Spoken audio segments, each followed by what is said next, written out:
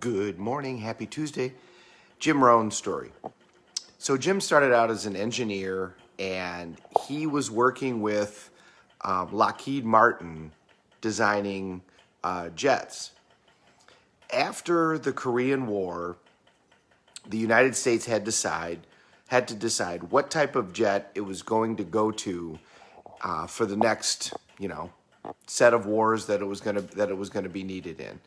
And the Russians had already decided that they were going to do MiG jets, which were smaller, very maneuverable, but they didn't have as much firepower. They couldn't carry as many weapons.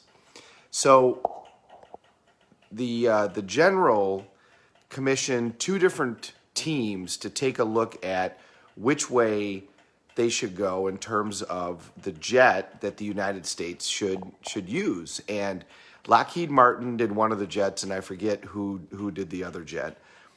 And the jets had a completely different approach. Each jet was completely different. So one jet was a lot like the MiG that the Russians used. It was small, it was maneuverable, but it didn't have the firepower and it didn't have the weaponry. The other jet was the F-14 that, or maybe the first one was the F-12, but either way, it was the jet that we ended up going with that was much bigger, not as maneuverable, but it could go much further distances. It could carry much further payloads, have a lot more firepower. So Jim Rohn actually happened to be in the room when the general was being given the presentations about which of these jets to use. And there were two different teams, one for each jet.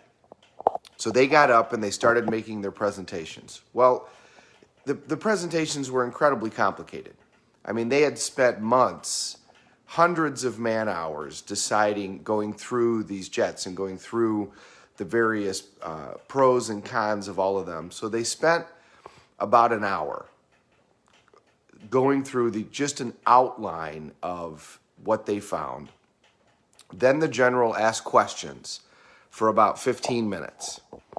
At the end of that, the general sat there, thought for a minute, talked to his people a little bit, and then stood up and said, "We're going with that one." And he pointed to Lockheed Martin, and he pointed to the F-12 or the F-14, whatever the first one was, because that was the path that the United States took.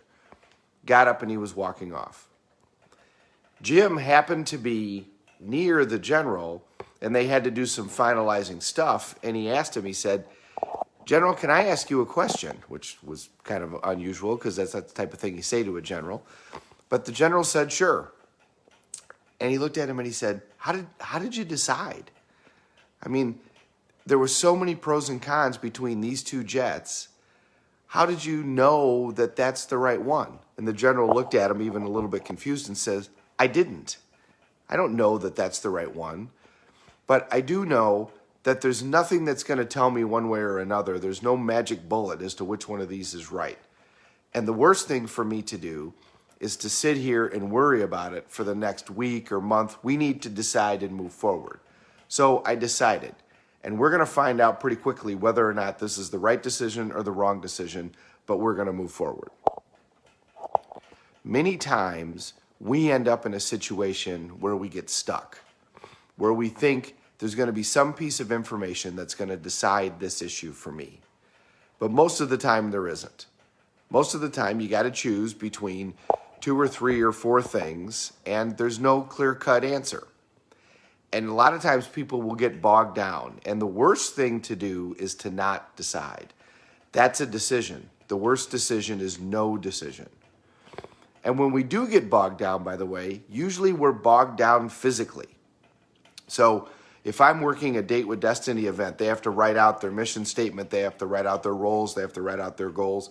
And, when we were doing events in person, they'll be on the floor sitting around doing this. And somebody will raise their hand and you go over and they'll be like, "I just can't quite get this." And one of the best things to do is to just say, "Could you stand up and talk to me?" And as soon as they stand up and move, they'll go. The fact is they were stuck physically as well as mentally and emotionally. So when you find yourself in a situation where you're locked in, first of all, get up and move. Get up and move, get up and take a breath, get up and do something. And then secondly, we all know, put yourself in that peak state. Put yourself in that state of certainty. Coffee's done. Think about what you're grateful for. Think the flood that we've done all those times. Put yourself in a peak state, and then from there, make your decision. And once you decide, remember, decision comes from the Latin incision. It means to cut off. It means that you're not going back. So once you decide, cut off, move forward, and make your decision and go forward. Because it's not going to be perfect. It's going to be what you make it. And if down the road you realize that you made the wrong decision, great. Then go back. Now you've got that piece of information that you couldn't get before. And you can go back and make a different decision. Perfect. Worst thing to do is to not decide. And the way to get yourself unstuck is unstick yourself physically. Move, breathe, and then from the right state, make your decision. Have a great day, everybody. Thank you very much for being here. I haven't seen it. Wow, we got a lot of people saying hi. I'll say hi to everybody. Good morning, Uncle Bill. Tracy, great to see you. Mr. Dakin, it was wonderful to see you yesterday. Thanks for showing up, and thanks for being there. Miss Moyer, as always. Cal Westcott, good to see you this morning. Everybody's up and rolling. Congratulations. It's almost May. It's warm. Flowers are coming. The world is opening up. Here we go. Have a great day, everybody. We're all in this together. Let's take care of each other.